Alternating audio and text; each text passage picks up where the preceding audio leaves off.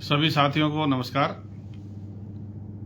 साथियों में किशन सहाय IPS, IGP, मानवाधिकार पुलिस मुख्यालय जयपुर, राजस्थान। आप लोगों से मानवतावादी विश्व समाज विचारधारा मिशन के बारे में रूबरू होने के लिए उपस्थित हूँ। साथियों, अपन पिछले 5-7 साल से मानवतावादी विश्व समाज विचारधारा मिशन चला रहे हैं, जिसके तहत अंधविश्वास मुक्त, वैज्ञानिक दृष्टिकोण युक्त, परंपरागत धर्म विहीन, जाति विहीन, नस्ल भेद मुक्त, साहसी, शिक्षित, स्वस्थ और उच्च नैतिक मूल्यों वाले मानवतावादी विश्व समाज का निर्माण करना अपना प्रमुख लक्ष्य है। ये विचारधारा सभी जाति, सभी धर्म के लोगों के लिए आई है और वैसे ही पूरे विश्व के लिए भी है। इसमें कोई सभी देशों में आगे चल के ये विचारधारा फैलेगी। तो इस विचारधारा को चूंकि काफी दिनों से बहुत सारे लोग आप परिचित हो, और इसके तहत अपन जो वर्तमान में काफी जगह मीटिंग ले रहे हैं, सोशल मीडिया पर डाल रहे हैं, छुआछूत मिटाने के लिए काम कर रहे हैं, अंधविश्वास मिटाने के लिए काम कर रहे हैं, और आप लोग खूब मेहनत कर रहे हो और इसका काफी हद तक परिणाम फील्ड में भी देखने को मिल रहा है। तो इस विचारधारा को मैं थोड़ा सा आपको एक बार और पुनः समझा देता हूं। इसमें एक तो है अंधविश्वास मुक्त समाज। चूंकि अंधविश्वास वाली बातें सारी झूठी हैं, काल्पनिक है, इसलिए उनमें हमारा समय, संसाधन और पैसा खर्च करना जरूरी नहीं है, गैर जरूरी है। जो समय, संसाधन और पैसा अपना जो अंधविश्वास में खर्च हो रहा है वो जीवित लोगों के लिए लगना चाहिए, आपस की मदद में लगना चाहिए, गरीब कमजोर की मदद में लगना चाहिए, बीमार लोगों की मदद में लगना चाहिए, सार्वजनिक हित के काम में लगना चाहिए, जो गरीब लड़के लड़कियां, पढ़ने वाले छात्र छात्राएं, उनकी मदद में लगना चाहिए। ये सारी चीजें हैं जो अपन कर सकते हैं। वर्तमान में हमारा पैसे का काफी बड़ा हिस्सा धर्म स्थलों के निर्माण, धार्मिक यात्रा, धार्मिक आयोजन, इनमें खर्च हो रहा है, जो अगली पीढ़ी को भी अंधविश्वास में धकेल रहा है। अब अंधविश्वास क्या बातें हैं वो अपन ने सब एलोबरेट कर दिया। जितनी काल्पनिक बातें, ईश्वर, अल्लाह, गॉड, देवी देवता, भूत प्रेत, जिन्न, कच्चे कलवे, डाकण, स्वर्ग नरक, आत्मा परमात्मा, शुभ अशुभ, अवतार, पैगंबर, मोक्ष, न्याय दिवस, बोधिसत्व वगैरह, ऐसी सारी बातें जो काल्पनिक बातें, सबके सभी अंधविश्वास है, ऐसा कुछ भी नहीं है। तो इसी तरह से जो लोग गांव में बहुत जगह घुड़ले आते हैं, भोपे होते हैं, तांत्रिक होते हैं, वो कई तरह से मतलब इस तरह की बातों का करते हैं, वो ढोंग टाइप ही करते हैं, उनके कुछ आता जाता नहीं है। और लड़कियों के, औरतों की प्रॉब्लम होती है तो वो कई तरह के सिंड्रोम होते हैं, हिस्टीरिया होता है या कोई सिजोफ्रेनिया होता है, इस तरह की बीमारियां होती है, मानसिक बीमारी, तो उसका डॉक्टर से इलाज लेना चाहिए। तो इस तरह की कोई चीज है नहीं। तो तरह तरह की इस मामले में बिल्कुल ठगाई नहीं आए। आपको अपनी मेहनत का ये चीज मिलेगी, कोई भी आपकी मदद नहीं करेगा, कोई भी काल्पनिक शक्तियां वो कोई है ही नहीं। इसमें दूसरा बिंदु है वैज्ञानिक दृष्टिकोण का।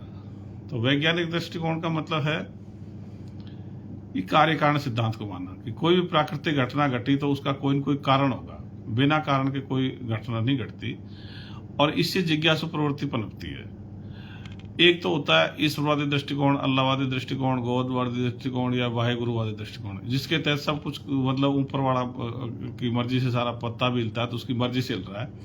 तो उसमें सब चीजों के एक बार में स्पष्टीकरण आ गया तो जिज्ञासु प्रवृत्ति मर जाती है, वो जानने का प्रयास ही नहीं करता। भाई धर्म ग्रंथ में लिख दिया, मैंने पढ़ लिया, और बस इसके आगे कुछ ही नहीं। और वैज्ञानिक दृष्टिकोण क्या कहता है, भाई खुद का दिमाग चालू करो, आपके खुद के भी दिमाग है, आप भी सक्षम हो, तो उन चीजों के बारे में जो कुछ लिखा हुआ है उसको अपन दोबारा मतलब उसका परीक्षण कर सकते हैं, और जिन चीजें गलत है उनको छोड़ने के लिए प्रेरित लोगों कर सकते हैं। तो इसलिए वैज्ञानिक दृष्टिकोण ही विज्ञानवाद की जड़ है।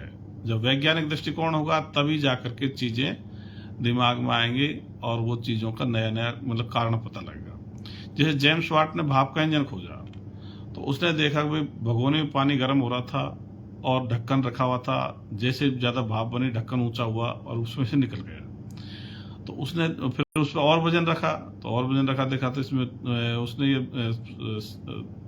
मतलब परख लिया कि भाई इसमें ताकत होती है, और उसने भाप का इंजन खोज दिया।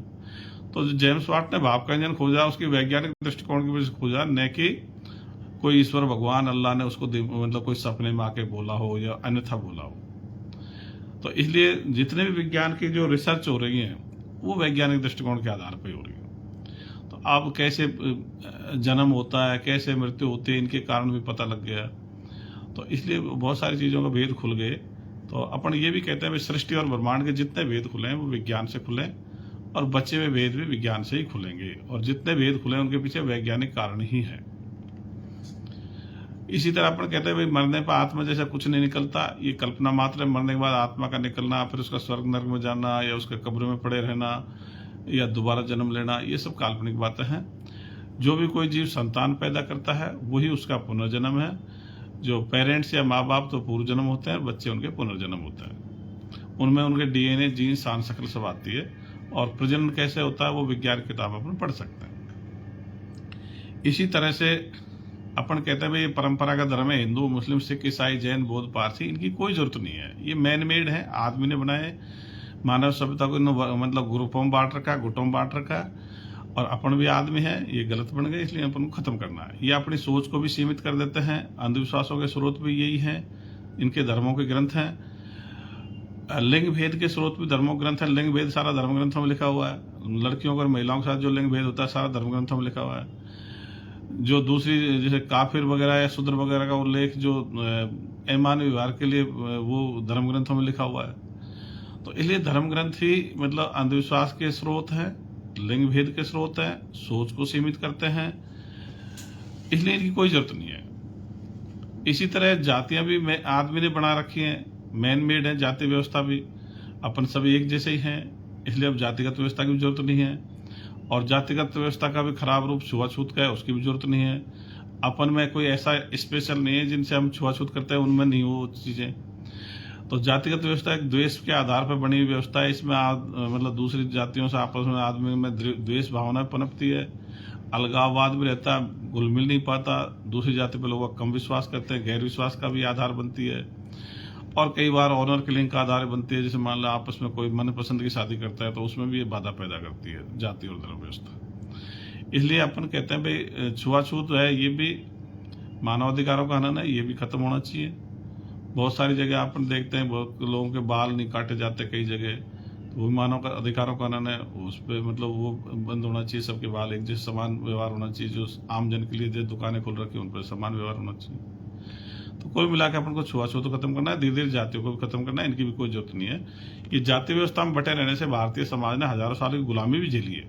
अपन इतिहास पढ़ते हैं तब देखते हैं अपने देश ने 1192 से लेकर के 1947 तक काफी गुलामी झेली, और उस गुलामी के दौरान खूब यहाँ अत्याचार भी हुए होंगे, उसका कुछ उल्लेख भी आता है, कई साइलेंट जगह भी हैं। तो इससे अपन देखते हैं कि इससे अपन को फायदा नहीं हुआ, इससे नुकसान हुआ है। और अगर अपन इसमें आगे भी इसी में इसको लेके चलेंगे जाति व्यवस्था को, तो आगे भी अपने में एकता नहीं आएगी, एकजुटता नहीं आएगी, समानता नहीं आएगी। कभी किसी जाति का पलड़ा भारी हो जाएगा, कभी दूसरी जाति का पलड़ा भारी हो जाएगा, कभी तीसरी जाति का पलड़ा भारी हो जाएगा।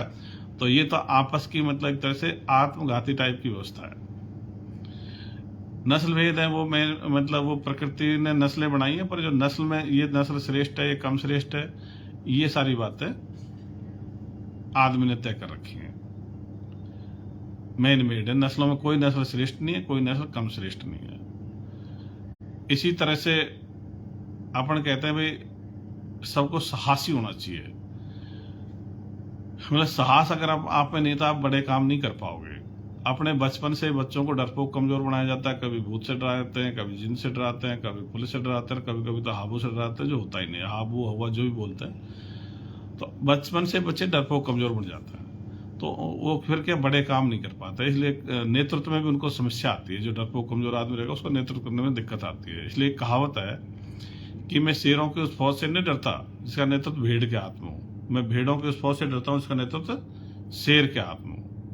तो इसलिए अपने आप को साहसी रखो, अन्याय अत्याचार के खिलाफ भी मतलब साहस से लड़ो, छुआछूत के खिलाफ भी साहस से दिखाओ, लिंग भेदों के खिलाफ भी साहस दिखा के सबको बराबरी पिलाओ, लिंग भेद खत्म करने के लिए। अंधविश्वासों को छोड़ने के लिए साहस की जरूरत पड़ती है। अभी आप लोग अपन बहुत सारे लोग सहारा ढूंढते हैं, भाई मेरे इसके सहारे से मैं आगे बढ़ जाऊंगा, तो लेकिन ये देखो भाई दूसरे के सहारे से नहीं, खुद के दम पर ही आप आगे बढ़ पाओगे उससे। तो इसलिए अपन को साहस की जरूरत है। शिक्षा का सभी को पता है, शिक्षित तो होना ही चाहिए। शिक्षा से अपना ज्ञान बढ़ जाता है, अपन बहुत सारी चीजें पढ़ करके सीखते हैं। जो स्कूल कॉलेज में जाते थे, एक दूसरे साथी से बहुत सारी चीजें अपन सीखते हैं, एक जगह बैठते उठते हैं, व्यवहार भी सीखते हैं, बहुत सारी अच्छी बुरी बातें भी सीखते हैं। तो इसलिए शिक्षा तो बहुत जरूरी है ही है। और शिक्षा में भी अपन ये जरूर कहते हैं भाई धार्मिक शिक्षा की जरूरत नहीं है। मदरसा शिक्षा हुआ, गुरुकुल शिक्षा हुआ, या और भी कोई जैसे स्कूलों में प्रार्थना वगैरह भी हुई ईश्वर अल्लाह गॉड की, तो इनकी कोई जरूरत नहीं है। ये अपन में अंधविश्वास फैलाते हैं। स्वस्थ के अगला पॉइंट इसमें स्वस्थ का है भाई। स्वस्थ हर किसी को, व्यक्ति को स्वस्थ होना चाहिए, समाज के हर व्यक्ति को स्वस्थ रहना चाहिए। उसके लिए खेल कूदों का आयोजन होना चाहिए, मनोरंजन होना चाहिए, अच्छा खान पान होना चाहिए। तो एक अपन ये भी कहते हैं जो धार्मिक अंधविश्वासों पर पैसा खर्च हो रहा है उसको खेल कूदों पर लगाओ। तो खेल कूद से आदमी स्वस्थ रहेगा, परिवार भी उसका सुखी रहेगा, खुद भी स्वस्थ रहेगा, उसके मतलब बीमारी नहीं होगी, तो उसका काम करने की क्षमता बढ़ जाएगी।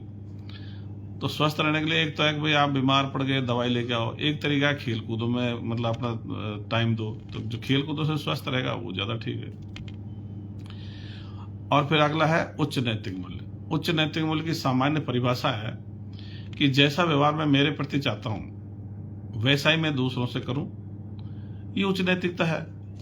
मतलब किसी के साथ मान लें मिसबिहेव हो रहा हो तो अपन को देखो भाई उसकी जगह मैं होता। जैसे किसी के साथ छुआछूत हो रही है तो ये देखो अगर मेरे साथ ये छुआछूत होती तो मुझे कैसी लगती। किसी महिला या लड़की के साथ लिंग भेद होता है तो उसको देखो भाई मेरे साथ अगर लिंग भेद होता तो मुझे कैसा महसूस होता।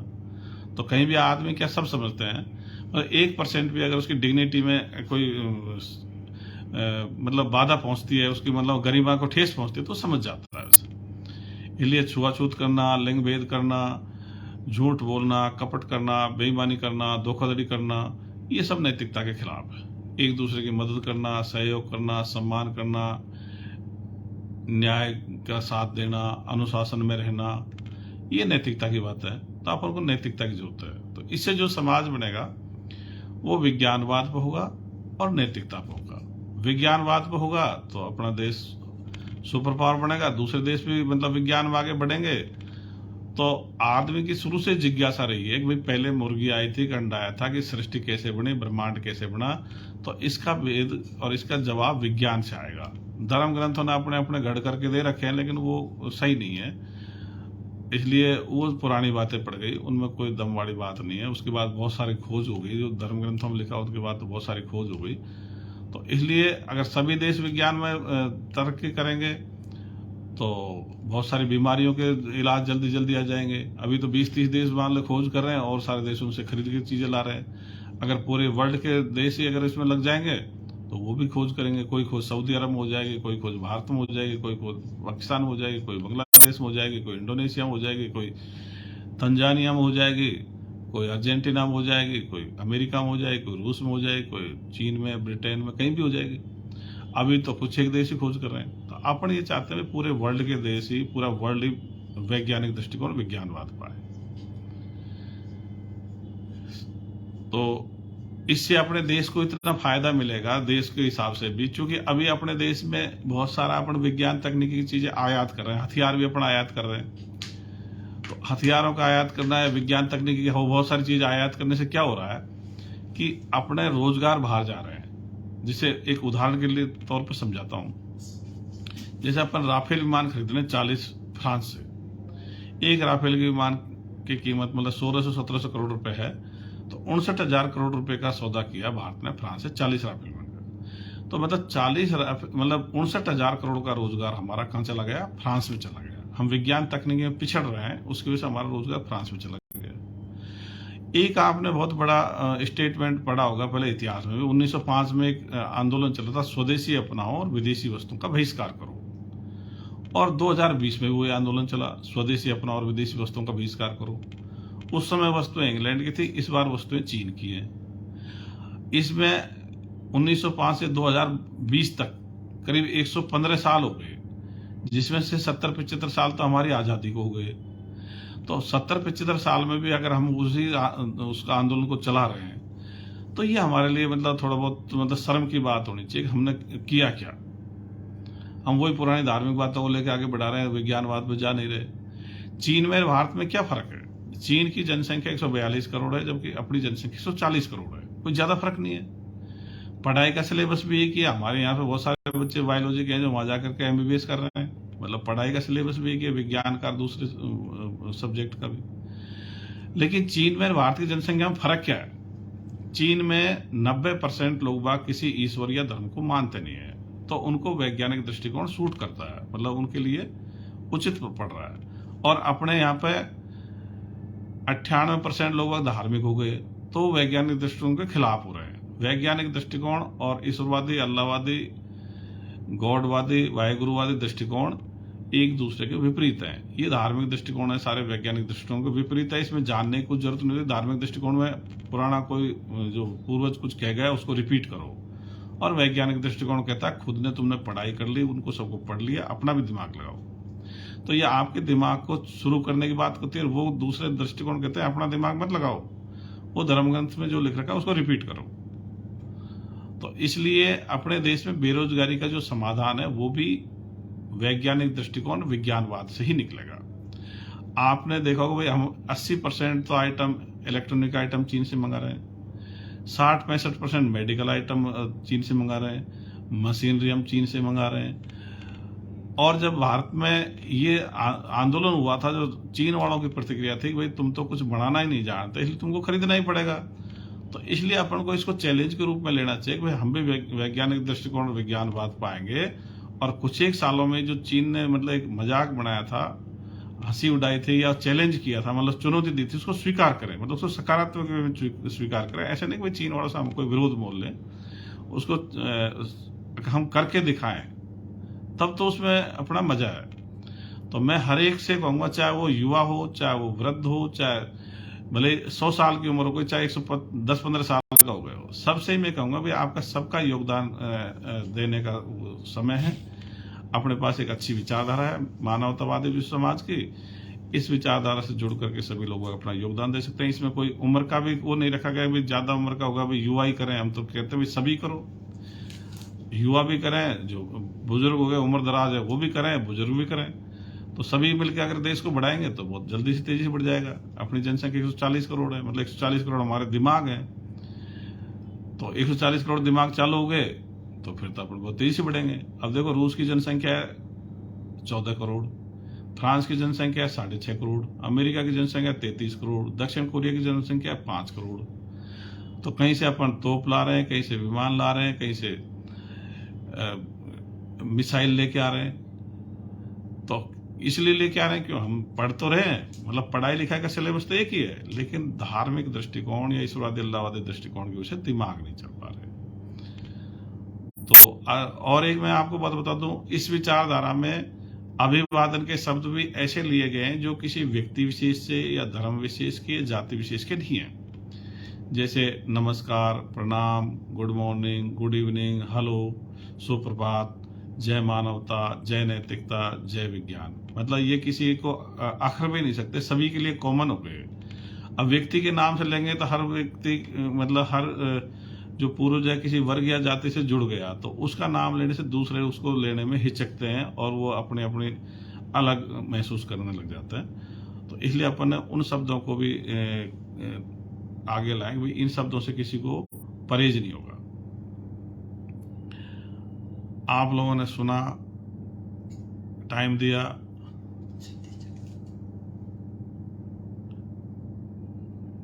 इसके लिए आप सभी को धन्यवाद। साथियों, मैं एक बार, अगर आपको मेरे से कभी मिलना हो, करना हो, तो आप पुलिस मुख्यालय में आ सकते हैं। 528 नंबर कमरे में बैठता हूं और अपन मिल करके इस देश दुनिया को, जब अपने कर ही रहे हैं तो पूरी दुनिया के लिए भी अपने एक नया संदेश, नई दिशा दे सकते हैं।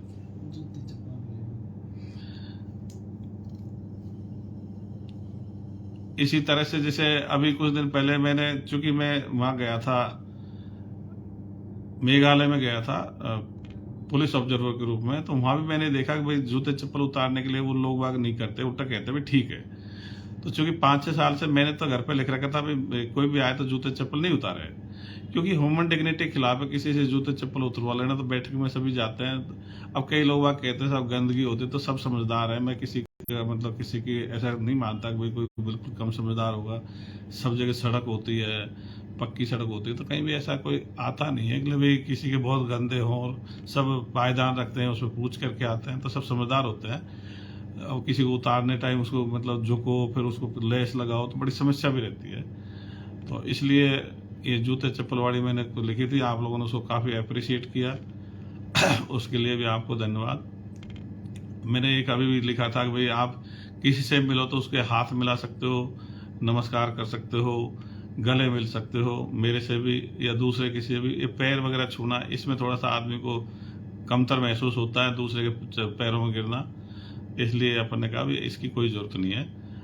अपन में अनुशासन होना चाहिए, एक दूसरे का मतलब सम्मान होना चाहिए, अनुशासन होना चाहिए। बड़े बुजुर्गों के लिए भी बातों को अपन को तवज्जो देनी चाहिए, जो और भी मतलब आपस में एक दूसरे की बात को भी तवज्जो देनी चाहिए।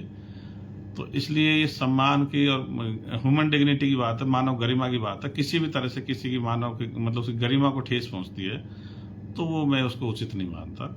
और ये सामान्य सी बात है, या आप लोग भी चूंकि इसे आप लोगों ने सबने इसको अप्रिशिएट किया, इसकी सराहना की, वो इसलिए करी कि आपकी विचारधारा भी ऐसी है, आपकी विचारधारा भी उससे मेल खाती है, आप भी यही चाहते हो कि ऐसा ही होना चाहिए।